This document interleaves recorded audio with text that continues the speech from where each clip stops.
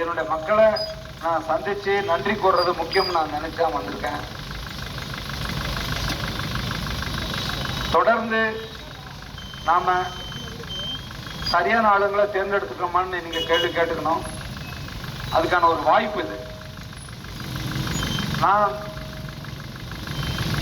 காலையில உடற்பயிற்சிக்காக காலையில நடந்து போகும்போது என்னை தொடர்ந்து மக்கள் கேட்கறது எனக்கு முன்பின் தெரியாதவங்க தான். அவங்க சார் தயவு செஞ்சு இந்த பாலிடிக்ஸ் உங்களுக்கு வேணாம், இந்த அரசியலை விட்டுருங்க, நீங்க எப்படி ஒரு படங்கத்தெல்லாம் எடுக்கிறவரு, எவ்வளவு நல்ல மனுஷன், நீங்க இந்த அரசியலுக்குள்ள போய் என்ன செய்ய போறீங்க அப்படின்னு கேட்குறாங்க.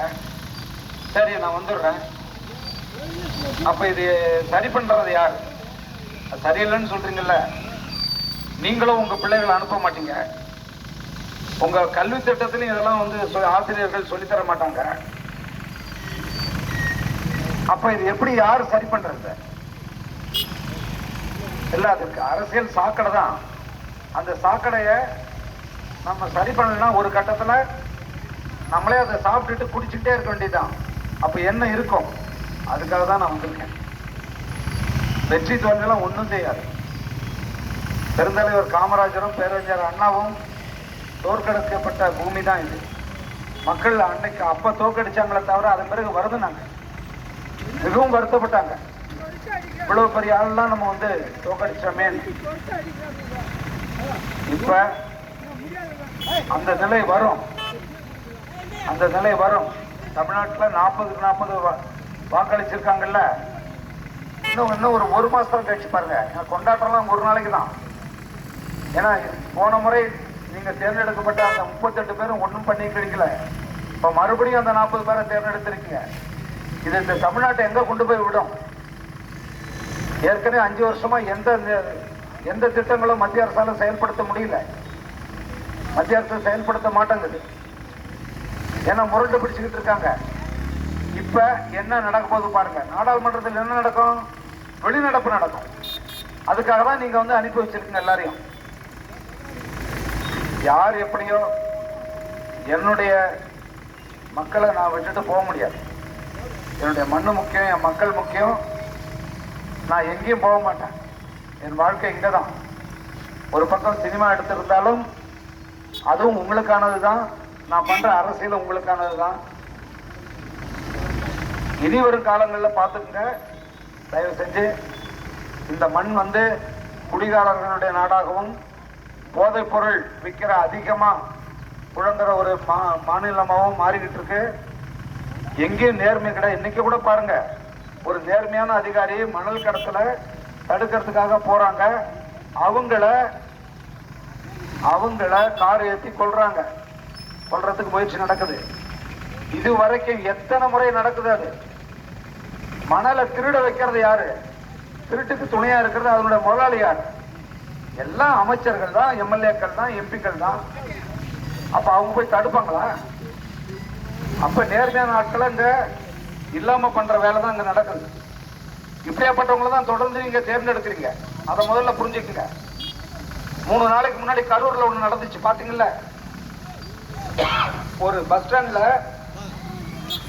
ஒரு பெண்ணு நிக்கிறாங்க ரொம்ப நேரமா, பஸ்ஸுக்கு கிடைக்காம பேருந்துக்காக 1 மணி நேரம் நின்றுகிட்டு இருக்காங்க. அப்ப ஒரு குடிகார பொறிக்கு வரான், கையை பிடிச்சி எடுக்கிறான். அந்த அம்மா என்ன பண்றதுன்னு தெரியாம முழிக்குது. யாரும் துணைக்கு வர மாட்டாங்க, கேள்வி கேட்க மாட்டாங்க. அப்ப அவன் வா, ரூம் போடுறான் வான்னு சொல்லி கூப்பிடுறான் அந்த அம்மாவை. அப்போ யாருமே கேட்கல. எல்லாம் பல்லு இழிச்சிட்டு தான் போறாங்க அந்த வழியா பொதுமக்கள் சொல்ல முடியும். வேற வழியா இல்லாம அவன் மறுபடியும் கையை பிடிக்கும் போது எட்டி உதைக்குது. அப்புறம் தான் அது தெரிய வருது. அந்த அம்மா பேசிட்டு பாருங்க, எல்லாம் பார்த்துட்டீங்க. நாடே அதிகமா பார்த்த வீடியோ. என்ன நடந்துச்சு, என்ன நடந்திருக்கு, என்னங்க நடவடிக்கை எடுக்கப்பட்டிருக்கு, அதெல்லாம் உங்களுக்கு பிரச்சனையா தெரியலையா? இந்த குடியால என்ன குடிதாங்க எல்லா குற்றங்களுக்கும் ஊற்றுக்கண். அதுதாங்க நாட்டில் நடக்கிற எல்லா குற்றங்களுக்கும். அதை நீங்க பழகிட்டீங்க. அவங்க கையிலேயே திருடுறதுக்கான சாவி அவங்க கையிலே கொடுத்துட்டீங்க. திருடர்கள் கையிலே ஒரு திருடன் பயந்து திருடுனா ஏதோ கொஞ்சம் நெஞ்சம் திருடுவான். திருடன் கையில சாவியை கொடுத்தா என்ன ஆகும்?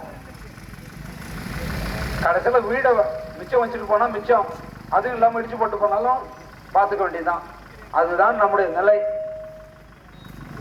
என்னுடைய பாட்டாளி மக்கள் கட்சி மக்களுக்காக எப்பவுமே பாடுபடக்கூடிய ஒரு கட்சி. இந்த விருத்தாசலம் மாநகரில் இருந்து நான் பேசுறேன். பாருங்க, 2026க்கு பிறகு பாருங்க, ஒரு மக்களுக்கு தேவையான முக்கியமான மாற்றங்கள் வரும். அந்த மாற்றத்தை நோக்கி நாங்கள் செயல்படுறோம். முதல்ல இந்த இடத்துல காவல்துறையெல்லாம் இருக்கா என்னன்னு எனக்கு தெரியல. நான் நிச்சயமா கடலூர் தலைமை மாவட்ட காவல்துறை ஆணையர்கிட்ட நான் பேசுறேன். இந்த பகுதியை இந்த பாதை பாருங்க, ஒரு வழி பாதையை மாத்துறதுல என்ன யாருக்கு என்ன சிக்கல் இருக்கு? போற மக்களும் வர மக்களும் இடிச்சு மோதிக்கிட்டு இருக்காங்க. இதெல்லாம் பண்ணணும். இது ஒரு சின்ன விஷயம். அது இதை கூட பண்ண முடியாது. ஏன்னா அவங்களுக்கு 1008 வேலை இருக்கு. மணல் திருடுற வேலை இருக்கு, சாராயம் காய்ச்சுற வேலை இருக்குது, எல்லா கான்ட்ராக்டர் எடுக்க வேண்டிய வேலை இருக்குது. அந்த வேலையில இருக்காங்க எல்லாரும். மக்களுக்கெல்லாம் யாரும் வரமாட்டாங்க. மக்களாக நீங்களும் ஊமையாவே இருங்க. அப்பதான் உங்களுக்கும் புரியும். ஒரு இடத்துல ஒரு நாள் போய் உட்காருங்க. இந்த பாதையை ஒரு வழிய பாதையை மாத்துங்கன்னு கேளுங்க. உங்களுக்கு வாய் இருக்குல்ல, அந்த வாயை வச்சுட்டு என்ன பண்றீங்க? முதல்ல போராட்ட குணம் இல்லாத மக்கள் எதுக்கு உங்களுக்கு எல்லாம் ஓட்டு வச்சு என்ன செய்ய போறீங்க? நமக்கு வாய் இருந்தாதான் பழிச்சுக்கும். உங்களோட பிள்ளைகளும் இல்லாட்டா இதே மாதிரி இந்த சின்னங்களுக்கு ஓட்டு போட்டு அடிமையாகி செத்தே போயிடும். பார்த்துக்குங்க. நன்றி, மீண்டும் நன்றி. எனக்கு வாக்களிச்ச அனைவருக்கும் என்னுடைய மனமார்ந்த நன்றியை நான் தெரிவிக்கிறேன். நன்றி, வணக்கம். செய்திகளை உடனுக்குடன் தெரிந்து கொள்ள உடனே சப்ஸ்கிரைப் பண்ணுங்க.